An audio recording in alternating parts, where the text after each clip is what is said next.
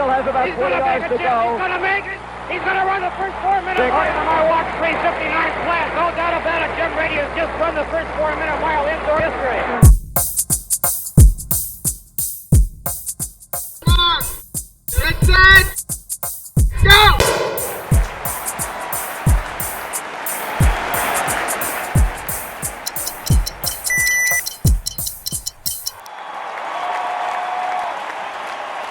Hey Mile Maniacs, this is Duncan Larkin with Bring Back the Mile.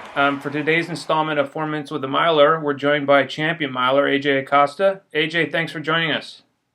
Yeah, thank you so much for having me. So you've got the GNC Live Well Liberty Mile in Pittsburgh next week. How are you feeling going into that inaugural race? Yeah, I'm feeling pretty good. I've never been to Pittsburgh, and from what it looks like, the course is going to be fun, fast, and a lot of good competitors out there. So I'm really looking forward to getting out there and seeing what I can do for this inaugural event.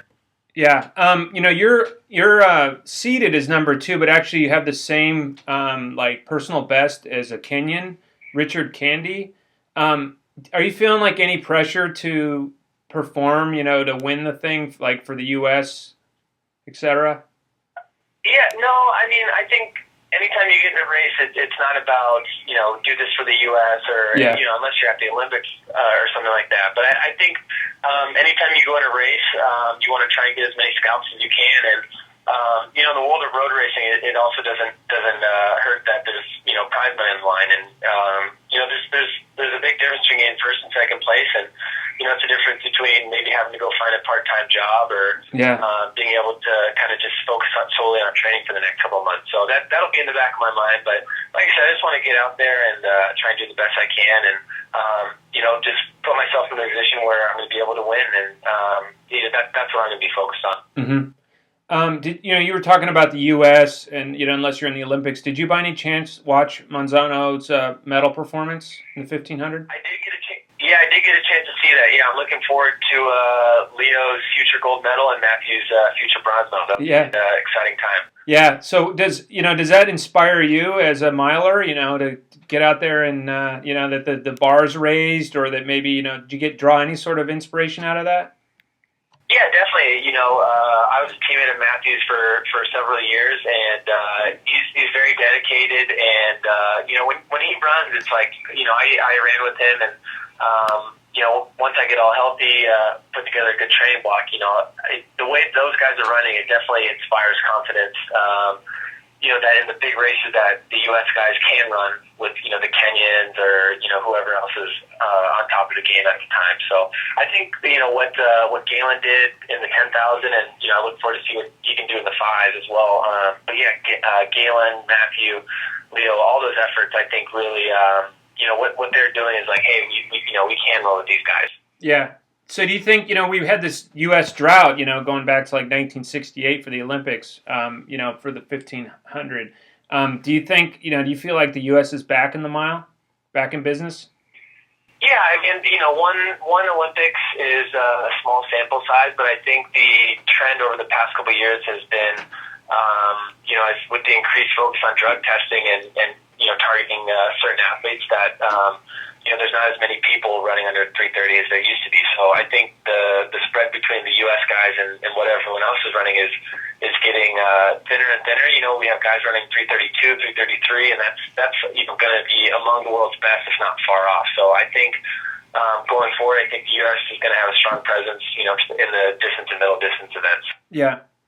But going into the actual mile itself, the actual sound of the bell lap, the final lap, what does that sound like mean to you? The ding-a-ling-a-ling? Yeah. The ring of the bell? Yeah. I think always with 400 to go, you kind of get that rush of adrenaline and just that feeling like, all right, the finish line is in sight, so to speak, and you always kind of get in that mentality like, all right, 400 to go, just suck it up one last time and get that second win. Yeah. So it's always big adrenaline rush and just trying to contain that as best you can, because you do know that there is 400 meters left. And sometimes it doesn't feel like it's that far away, but it actually is. So you got to kind of contain it a little bit. Mm-hmm. What's one thing there's going to be mile maniacs out there listening to this who are not as fast as you are, but they're out there training. They're out there working hard on the track and on the roads. Like, what's one thing you can share about your own experiences and your own training that, with these folks about the mile, like how to prepare for it? Yeah, I think one of the biggest things is, a mile is a tough race to run, and you got to have the perfect blend of strength and speed. So, especially during the fall and winter months, it's important to get in good base and a lot of mileage and a lot of tempo-ish type runs, but also kind of maintaining that speed aspect as well. So, maybe you go out and do a 5-mile threshold run in the morning, then come back in the afternoon with some 300s at mile pace or right around there. And that's kind of the staple of what we did at Oregon, what I continue to do today. And, obviously as you progress later into the year, once you get closer to spring, you start mixing it up to maybe a little more speed because you've put in that work early on so you can maintain that base. So that's kind of what we do. But every plan is different. There's more than one way to go up the mountain, and I think that's been exhibited because everyone comes from different backgrounds. Leo obviously has different training than Lopez, and Lopez has different training than Matthew, and even Matthew and I, we have different training plans. So there's a lot of ways to get around it, get up the mountain, and there's not necessarily one right way, but I think there's kind of not necessarily a cookie cutter way to do it, but there's a basic training plan, and then it kind of diverges from there. Mm-hmm. Great. Well, that's all the time we have for today's version of 4 Minutes with a Miler. Hey, AJ, thanks a lot for being on the program, and good luck next week in Pittsburgh. Yeah, thanks again. I appreciate it. All right.